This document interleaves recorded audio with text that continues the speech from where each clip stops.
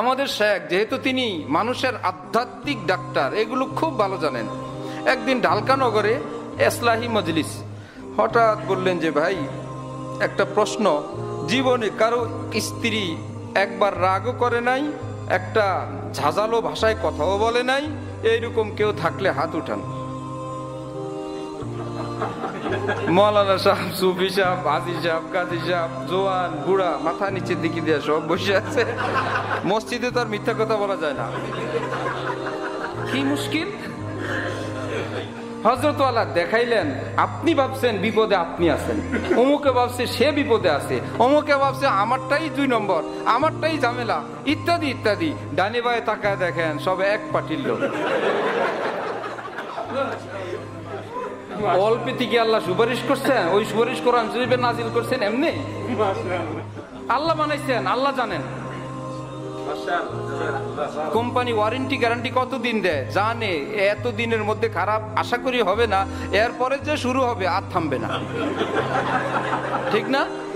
কতদিন পর্যন্ত দায়িত্ব নেয়। তো আল্লাহ রব্বুল আলামিন তো বানাইলেন, রব্বুল আলামিন বললেন যে এইটা যে ঝামেলা করবে তো আমি আগেই জানি। আরে নবীজির স্ত্রী মিয়া সাহাবিয়া, অন্য ঘরের থেকে নবীর বাসায় তরকারি আসছে, থাপ্পড় দিয়ে বাড়ি বুড়ি ফালাই দিচ্ছে। আমার ঘরে নাই, ডাল ভাত যা আছে এখানেই খাবে, আরেকজনের ঘরের থেকে আবার তরকারি পাঠান লাগে। খুব সাবধান, আল্লাহ পাক বানাইছেন, আল্লাহ জানেন না। মজার কথা বলে দিই, ফাঁকে হাসতেছে সবাই। আমাদের এক দোস্ত বেচারা শুনছে, বলে যে স্ত্রীদের খাবারের তারিফ করতে হয়। কেউ তারিফ করে না, অনেকে সব অন্য জায়গায় করে, নিজের বাসায় করে না। করা চাই আদব, যে মাশাআল্লাহ আজকে রান্না খুব মজা হয়েছে, আলহামদুলিল্লাহ। বেচারীরা খুব খুশি হয়ে যায়, অনেক খুশি হয়। এক বেচারা জীবনের প্রথম এই ওয়াজ শুনে নিয়ত করছে আজকে বাসায় গিয়েই তারিফ করবে, গিয়েই ভীষণ তারিফ, আর থামেই না। মাত্র শিখে আসছেন আজকে হুজুরের থেকে, খেপছে আরো জম খেপা।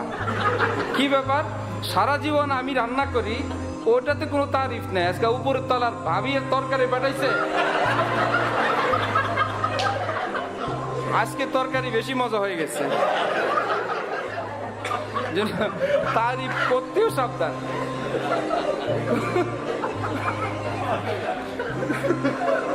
মুফতি শফি সাহেব রহমতুল্লাহি আলাইহি এক বাসায় খাবার খেয়ে তারিফ করছেন, ভিতর থেকে কান্নার আওয়াজ। কি ব্যাপার, কান্না কিসের? মহিলা পর্দার ভিতর থেকে বলতেছে, আজকে 30 বছর এই বাসায় রান্না করি, সারা জীবন শুনি আমার রান্না মজা হয় না। প্রতিদিন এরা খায় ঘরের সবাই, আর আমাকে তিরস্কার করে। আজকে জীবনের প্রথম শুনলাম হুজুর আমার হাতের রান্না মজা, এই খুশিতে কান্না করতেছি। এতটা নিমক হারাম না হওয়া চাই, এতটা অকৃতজ্ঞ না হওয়া চাই। মা বোনরা যেই কষ্ট তারা করেন, একটু কৃতজ্ঞতা প্রকাশ করলে আপত্তি কিসের? যে আলহামদুলিল্লাহ বড় মজা হয়েছে, তিনি আগামীকাল আরো মজা করবেন, আরো স্বাদ করার চেষ্টা করবেন, যে না অনেক তৃপ্তি ভরে আমরা খাইলাম, আলহামদুলিল্লাহ অনেক মজা খাইলাম। বলা যায় না ইনশাল্লাহ? যে অনেক কথা দ্বারা যেই মানুষটার অন্তর ঠান্ডা করা সম্ভব না, এইরকম ছোট্ট একটা কথার দ্বারা সম্ভব। তো যেই মানুষের মনে আসলে প্ল্যান আসে না আমি গুনাহমুক্ত থাকবো, আর এই কয়েকদিন ট্রানজিটের জীবনটা সহ্য করে নিব, আসছি জান্নাত থেকে আবার জান্নাতে যাব, এই মধ্যখানে একটু জয় ঝামেলা ডান বাম হবে, সহ্য করব। এইবার তার জীবনের প্ল্যান ঘুরে যায়। ওয়াল আফিনা আনিন নাস, কেউ একটু ভুল বিচ্যুতি করলে মাফ করে দেয়। সুবহানাল্লাহ। আমরা ইনশাল্লাহ মাফ করা শুরু করবো ইনশাল্লাহ। আল্লাহ আমাদেরকে তৌফিক দান করে।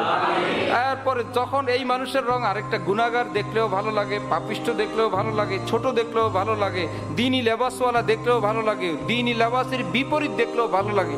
আরে দিনী লেবাস হইতে কতক্ষণ, আরে চেহারা পাল্টাইতে কতক্ষণ, আরে আল্লাহ মাফ করতে কতক্ষণ, তার মনের সঙ্গে সম্পর্ক হয়ে যায় আল্লাহর রহমতের সঙ্গে। আল্লাহ পাক আমাদের সকলকে, এই যে আমরা অনেক দিন থেকে এখানে মাশাআল্লাহ মজলিস হয়, আসা হয়, হাকিমুল উম্মত হযরত থানভী সিলসিলার নিসবতে আল্লাহ পাকে আল্লাহ দেওয়ানাদের এই জীবনের কার কোন ভুল ভাঙে, কার জীবনের কখন মোড় ঘুরে যায়, বা কার কোন জীবনের আল্লাহর মহব্বতের জন্য যে ঝিনুক নাকি একদম তাকাইয়ে থাকে, বৃষ্টি হয় হয় হয়, হঠাৎ একটা ফোঁটা ভিতরে পড়ে, এতে মুক্তা হয়ে যায়। অনেক বড় ওয়াজে কাজ হয় নাই, এমনি বলতে একজনের একটা কথা লাগছে, অমুক সময় একটা কথা লাগছে, এক কথা একটা মানুষের জীবন ঘুরে যায়। এটাই নিয়ম। আল্লাহ পাক আমাদের সকলকে যার যেই গুনাহ আছে সেটা বর্জন করার তৌফিক দান করেন, এবং আমাদের বিবি বাচ্চাদেরকে আল্লাহ পাক দিনদার নেককার হওয়ার তৌফিক দান করেন। আমাদের ঘর সংসারকে আল্লাহ পাক সুখময় বানিয়ে দেন।